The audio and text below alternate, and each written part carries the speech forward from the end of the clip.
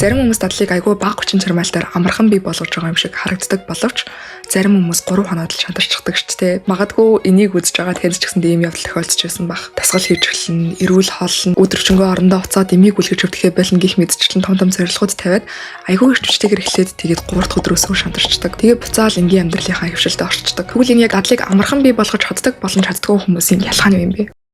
Магадгүй та бодох энэ дадал амархан бий болгодог хүмүүс ингээд айгүй мотивацтай байдаг байх. Айгүй их тийм дотоод хүчтэй байдаг байх гэж. Гэтэл яг үнэндээ дадал бий болгоно гэдэг бол бидний мотивац болон дотоод хүчтэй бол тийм ч холбоотой байдаггүй. Яг үнэндээ юутай холбоотой байдаг вэ гэхээр бид нэр өөрсдийнхөө тархийг хэрхэн ажилдаг, ямар нөхцөлд ямар үйлдэлийг хандлагатай байдаг вэ гэдгийг ойлгож тэрэнд нь таарсан хариу үйлдэл систем бий болгохтой холбоотой байдаг. Тэгэхээр тархи гэдэг бол булчин бид нэр тэрийг сургаж чадна. Тархиа сургаж чадах юм бол хинж ямар ч дадлыг бүтээж өөрсдийнхөө хүссэн тэр хувилбарыг бүтээж чадна. Сайн байцгаана уу, намайг Анужин гэдэг. Би ахлах сургуультай өглөө болгон 5 цагт босож хилээ хийдэг дадалтай байсан. Ер нь л тэр үедээ бол тийм ч их дуртай байгаагүй ч гэсэндээ тэр дадал маань намайг 5 жилийн дотор 3 хэлний агсан төвшөнд хүрэхэд тусалсан. Тэгээд түүнээсээ санаа аваад би сүүлийн хагас жил гаруй хугацаанд 1000 гаруй хүнтэй хамт өглөө болгон 5 цагт босож гадаад хэл дээр эссе уншиж орчуулдаг группийг удирдах явдаг. Тэгэхээр сүүлийн хагас жил гаруй хугацаанд бол би энэ олон хүмүүстэй хамт ажиллаж хахад айгүй амархан өглөө босоод хичээлдээ орж ирэл айгүй тууштай байдаг хүмүүсийг харсан, айгүй амархан шантарчдаг хүмүүсийг харсан. Тэр олон хүмүүстэй харьцаж байгаа би өөрийнхөө туршлага дээр болон зарим нэг ном шинжлэх ухааны баримтан дээр суйрлан хамгийн амжилттай арга дадлыг бий болгож өөрийнхөө хүсдэг тэр хамгийн сайн хувилбарыг хэрхэн бий болгох вэ гэдэг талаар ярихад бэлэн болоод байна. Тэгэхээр хэдүүлээ дадлыг хэрхэн бий болгодог вэ гэж ярихаас өмнө дадал гэж юу вэ гэдэг талаар ярив. Дадал гэдгийг хэдүүлээ ерөнхийдөө залхуур л гэж бодчихж болно. Тэгэхээр таад гайхаж магадгүй юу гэсэн дадал гэдэг чинь айгүй гоё юм шүү. Бид нэр өдөр болгон нэг үйлдэлийг тууштай хийгээл айгүй гоё ахаад үр бүтээмжтэй. Дадал зуршил бидний тархинд ямар үүрэгтэй вэ гэхээр альва үйлдэлийг хийхэд зарцуулах цаг болон энергийг хэмнэх. Жишээлбэл бид нэр шүдээ угаах байна тийм үү? Шүдээ угаахтаа бид нэр сэтэд дэше болно, одоо доошоо болгоно гэж үйлдэл болгоно боддгоо шүү дээ. Өндөр үед хөлөө ажил дээр хинтээ уулзах хөлөө гадаад хүчрэлтэй байгаа болов хэл тэгэж бодонгоо шүдээ угаадаг тийм үү? Тэр маань юу гэсэн үг вэ гэхээр бид нэр тухайн үйлдэлийг огт бодохгүйгээр хийж байна. Тэгэхээр дадал гэдэг бол тархины ерөөсөө шорткат бид нэр шорткат гэж мэдээж ч тийм. Ctrl C хийх юм бол copy гэн, Ctrl V хийх юм бол paste гэн гэдэг шиг. Яг тийм тархины шорткат байдаг ахна. Тэгэхээр бид нэр альва үйлдэлийг бодохгүйгээр хий гэсэн тэр шийдвэр гаргах энергийг зарахгүйгээр тэр үйлдэлийг хийдэг болно гэх юм бол ямар гоё вэ те. Тэгэхээр тэрийг л бид нэр хөшүүрэгдэж амьдралдаа, ажилдаа ашиглах гээд байгаа ахна. Тэгэхээр дадлыг амархан суулгадаг болон суулгаж чаддгүй хүмүүсийн хамгийн том ялгаа нь юу вэ гэхээр тэр хүмүүс тархиа хэр сайн автоматжуулсан бэ гэдэг. Энэ нь юу гэсэн үг вэ гэхээр амьдралтай дадал бий болгосон хүмүүс өөрсдөө гинт мотивац ороод ирэх юм уу? Гинт урам зоригтой болохоо хүлээдэггүй гэсэн. Амьдрал нь угаасаа л тийм хэмнэлттэй байдаг. Өглөө босоод би мотивацтай байна уу, мотивацгүй байна уу гэдгээс үл хамааран чимд явдаг гэсэн. Тэгэхээр бидний мотивац болон дотоод хүч бол дадал бий болгохтой ямар ч хамаагүй. Магадгүй эхний хэдэн өдөр бол бидний урам зоригтой байлгах, эрт цэрэх баг. Гэхдээ урт хугацаанд бол бид нэр мотивацнд ерөөсөн найдаж болохгүй гэсэн. Тэгэхээр бид нэр яаж тэр системийг бий болгох вэ гэхээр нэгт дадлыг бид нэр маш тодорхой байлгах хэрэгтэй. Би эрүүл хоолломоор байна. Би дасгал хөдөлгөөн хиймээр байна гэж хэлэхээр яг ямар хоол идмээр байгаа, яг хизээ идмээр байгаа, яг яаж хийж идмээр байгаа гэдэг бүх зүйл тархинд тодорхой байхгүй бол тархи ингээд гайхаад төвчдөг.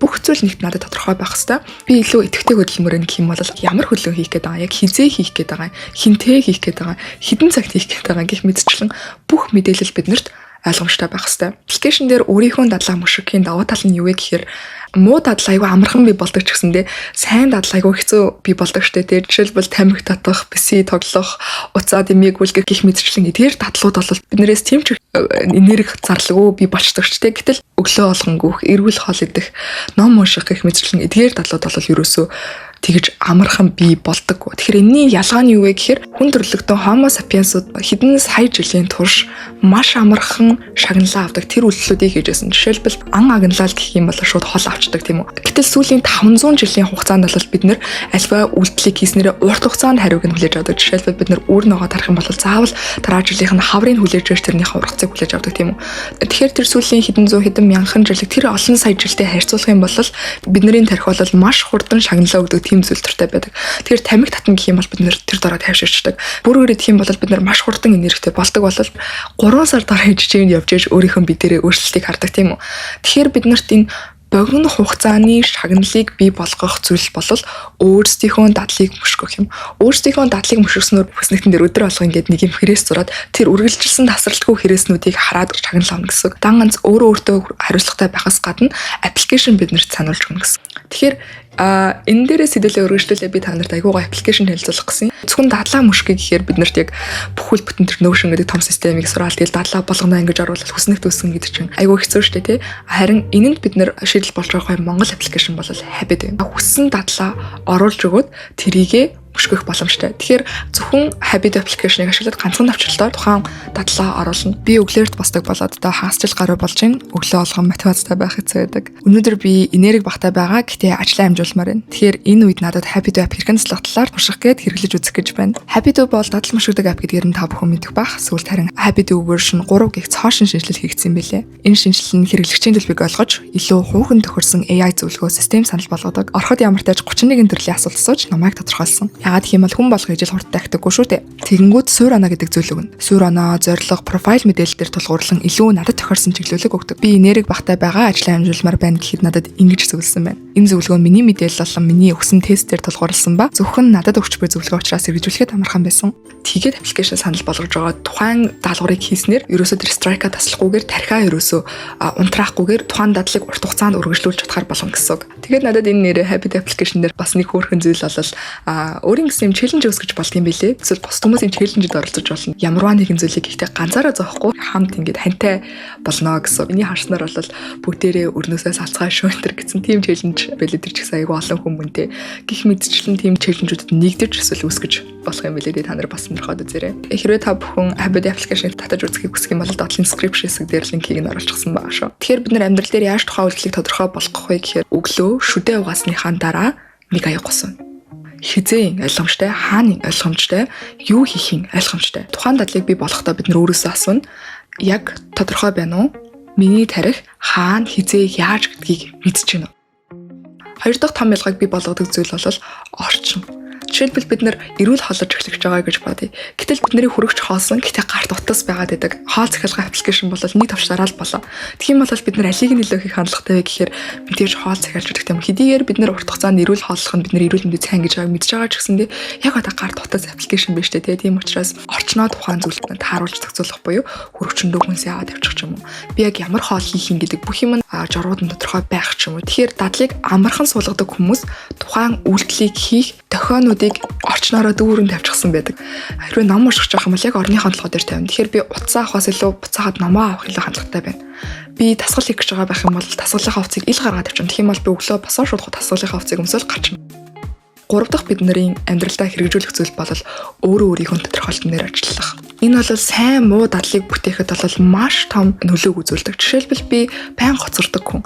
Би дадал бүтээхдээ муу хүн гэдэг тийм өөрийн гэсэн үнэлэмжтэй өөртөө итгэхгүй байгаа хүн тархиман ч гэсэн итгэж тухайн үйлдэлийг хийхгүй шүү дээ, тэ. Тэгэхээр сайн дадлыг хийдэг хүмүүс дан ганц тухайн үйлдэлийг өөрчлөө зогсохгүй өөрийгөө хэрхэн харж байгаа гэдгийг хүртэл өөрчилдөг. Тэгээд яг ингэ бодохоор жоохон өөртөө худлаа харж байгаа юм шиг санагдаж болох ч гэсэндээ таад энийг илүү өөр өнцгөөс нь харах гээд үзээрэй. Би энэ үйлдэлийг хийхийг хүсэж байгаа шүү дээ, тэ. Миний дотор энэ үйлдэлийг жишээлбэл би тасгал хийхийг хүсэж байгаа гэдэг чинь миний дотор тэр үйлдэлийг хийж чадах тэр хувилбар байна гэсэн. Тэгэхээр би тэр хувилбараа сонгож харахыг хүсэж байна гэсэн. Би өдөр болгон бясалгал хиймээр байна. Гэх юм бол би өөрийнхөө хүслийг хэлээд байна шүү дээ. Би өөрийнхөө сэтгэл зүйн эрүүл мэндэд анхаардаг хүн. Тиймээс би өдөр болгон бясалгадаг гэж бодох юм бол энэ хоёр бодлын ялгаа шал өөр сонсогдож байгаа зү тий. Судалгаагаар бид нарыг ямар хүн бэ гэдэгтэй холбоотой зүйлийг тархины урд хэсэг болох prefrontal cortex хэсэг буюу шийдвэр гаргах, төлөвлөх, өөрийгөө удирдах хэсгийг хариуцдаг. Тэр хэсэг тухайн үйлдэлтэй илүү холбогдож өгдөг. Буюу тархиа тухайн үйлдэлийг урт хугацаанд хадгалж авч үлдээхийн тулд төлөвлөнө гэсэн үг. Дараагийн дадлыг амархан суулгадаг хүмүүсийн хийдэг зүйл бол бүтлгүүтлээ ч гэсэн төлөвлөх. Юу ч хийсэн бид нар бол бүтлгүүтнэ. Амьдралд бол юу ч тохиолдож болно шүү дээ. Жишээлбэл бид нар гинти ажил гараад нэг өдөр тасгалаа хийж чаддгүй ч юм уу тий. Гэтэл тэр болгон дээрээ тийм зураас авчихсан чинь нуудлын зураас голчлоо гэд өмнө хийжсэн бүх юмаа хаяа шантарч болохгүй шүү дээ. Тэр хөдөлмөрөө баталж болохгүй шүү дээ тий. Юу хийх хэрэгтэй вэ гэхээр хэрвээ бүтлгүүтх юм бол би тэгнэ гэдэг тийм юм үрдэ гаргана. Хэрвээ би өглөө босоод бясалгалаа хийж чадахгүй байх юм бол би 1 минут нам гүмсүүнэ гэдэг ч юм уу. Хэрвээ тэгвэл тэгнэ гэдэг тийм хуудас өөрийнхөө суулгамаар байгаа дадалтаа хийж өгнө. Энэ маань Habit application дээр strike-а таслахгүй байхдаа бас нийлж штэ. Хамгийн гол нь тэр strike-ийг таслахгүй байх, тасалсан ч гэсэндээ маш хурдан буцаад энгийн байдалтай шилжинэ гэсэн үг. Судалгаагаар 1-2 өдөр таслах бол бидний ерөнхий тухайн дадлыг бий болоход бол огт нөлөөлдөггүй гэж үздэг. Тийм ч учраас 1-2 өдөр таслалаа гэдэг маш хурдан буцаад замдаа орно л гэсэн үг. Хэдүүлээ саяны ярьсан юм а дүгнээд ярих юм бол амжилттай дадал бүтээдэг хүмүүс бол мотивацанд найддаг биш, өөрийн гэсэн системийг бий болгодог. Яг юу хизээ хаана хийх юм бэ гэдэг зүйлийг тодорхой болгодог. Хоёрт орчноо бас тэрэндээ тохируулж өөрчилдөг. Гуравт өөрийгөө харах тодорхойлолтоо бас өөрчилдөг. Дөрөвт бүтлгүүтлэж гиснээ төлөвлөдөг. Хэрвээ бүтлгүүдэх юм бол маш хурдан буцаж замдаа орно. Тухайн үйлдэлийг хийх болгонд тархины нарийнхан холбоосууд бат бөх болж идэг. Хийх болгонд бат бөх болсоор агаад тодорхой хугацаа өнгөрсний дараа тэр зам бодохгүйгээр тухайн үйлдэлийг шууд хийдэг болдог. Тэгээ бичлэгийн хүртэл үзсэн та бүхэндээ баярлалаа. Та бүхэн хамгийн өр бүтээлтэйгээрээ байж өөрийнхөө хүссэн тэр хувилбарыг бий болгоосой гэж хүсдэг. Тэгээ бүгдээрээ дараагийн бичлэгээрээ уулзцгаая.